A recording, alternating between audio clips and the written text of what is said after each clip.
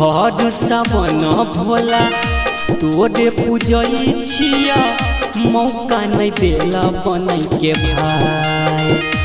हर सावन भोला तोरे पूजई छिया मौका नहीं देला बनई के भाई। बहिन बिना सुना हो बाबा हमारो अंगनामा सुना लागे हमारो कला।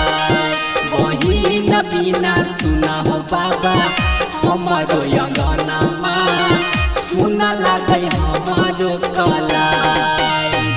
गौवा जवार के लोगवा मारे छे ताना दोसरे ल करे छै बुराई।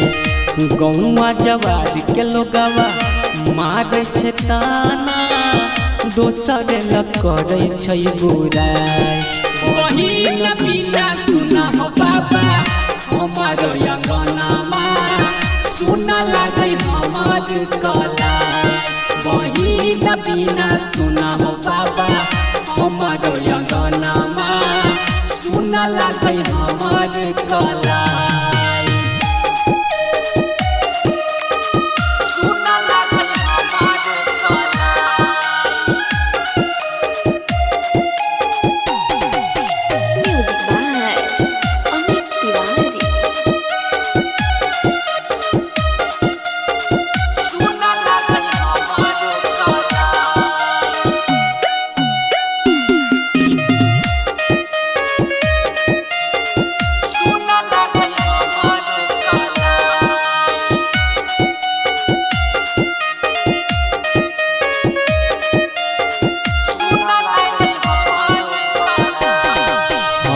केकरा सबन होइबै बाबा रक्षा के राखी।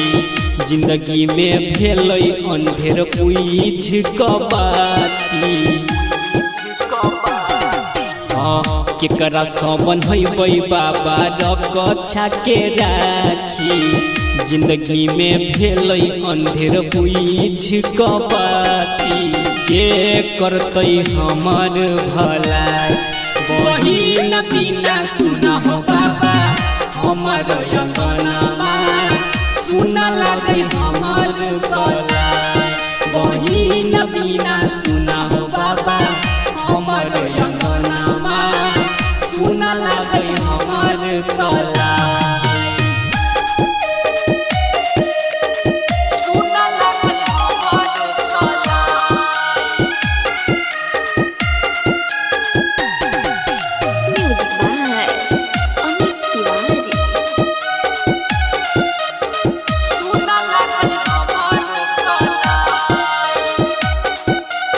मैथिली रिकॉर्डिंग स्टूडियो खुटौना बाजार।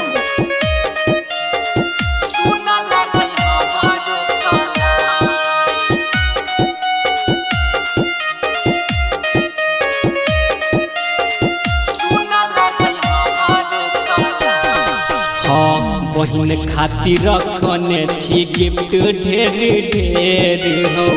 राइटर देव परवीन बिनती करई बेर बेर हो। हाँ बहिन खातिर रखने छी गिफ्ट ढेर ढेर हो। अखिलेश लक्ष्मी बिनती करई बेर बेर हो। कोनो उपाय लगाए। बहिन बिना सुना हो बाबा हमारो अंगनामा सुना लागे हमार कला।